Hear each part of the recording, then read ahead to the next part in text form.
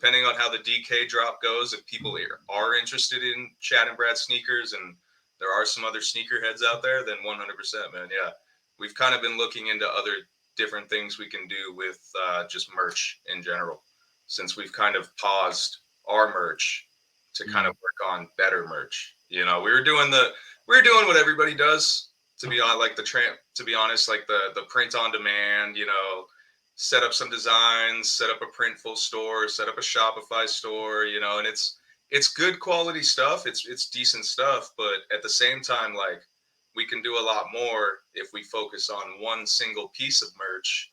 We can make it way better quality, way better designs, and just kind of grow our store from there. We're in no rush, man. You know that. So Hell yeah. Well, and that's what I love, man. I think now it's the time to innovate, right? Everybody's got fucking poker night. Everybody's got fucking this hoodie, this fucking t-shirt, this, that, and the third. And when Chadma started dropping the big trip shit, this is awesome. I know I've been giving you, oh, you're fucking giving away the house. That's fucking awesome, dude. Like everybody does the same fucking giveaway, the same show up, the same this, the same that.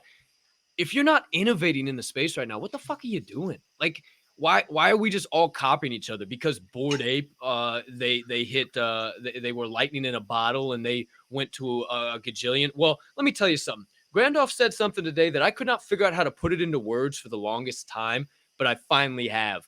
I always was like, everything could go to zero, right? Bored Ape could go to zero. It can be zero. What does that mean? How do you put that into Web 2 terms? How do you think about Bored Ape could be fucking MySpace, right? We were all on MySpace, hyped as shit. Everybody playing your fucking tunes. Oh man, it was the best thing in the world.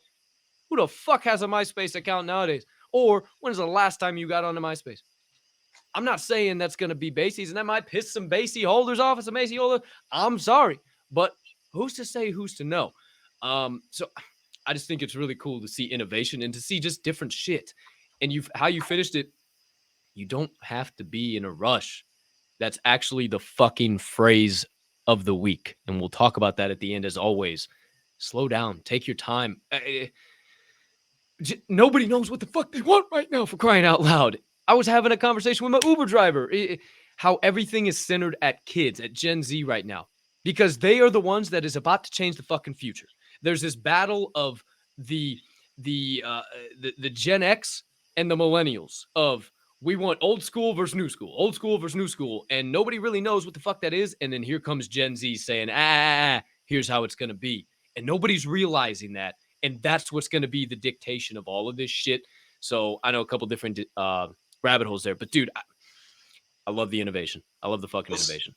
Well, so you mentioned it even earlier. I wanted to bring up the MLB thing.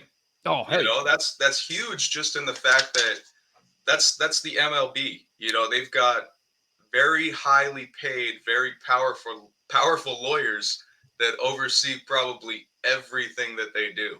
You know, and they're not going to make a move on something like that until those lawyers oversee that. And so you mentioned ETH airdrops. You mentioned an MLB DAO.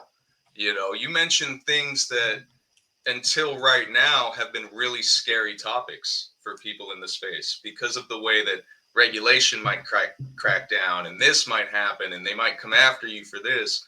But the fact that MLB is going out of their way to join the space and do those exact things shows you, oh man, there's some legitimacy here. You know, people don't have to be as afraid as they are currently with these types of projects. I think that's the way I look at it. And that's my thoughts exactly, man. I'm so glad you went there because I want to ask you about that variable thing too here in a minute, but we'll come back to that because I think this is so important.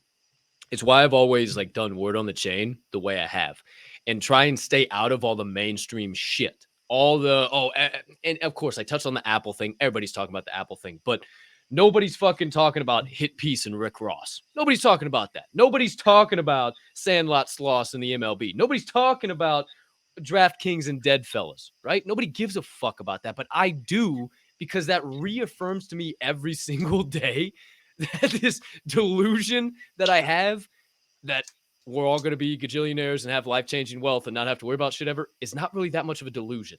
If these big names are getting involved in it, if I just keep building, staying, doing what I'm doing and innovating, once again, I'm going to be fine.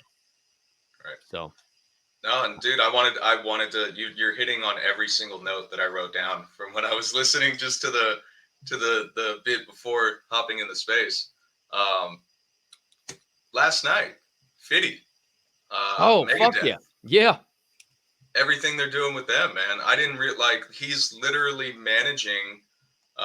What was it, Dave Mustaine and Megadeth and the whole. He's helping them get into Web3 and do it the right way. Uh, you know, say what you want about mainstream artists getting involved in Web3, but you see somebody like Megadeth that's from, you know, 80s, they were Old torn back in school. the dude. That's huge. Yeah. That's big for sure.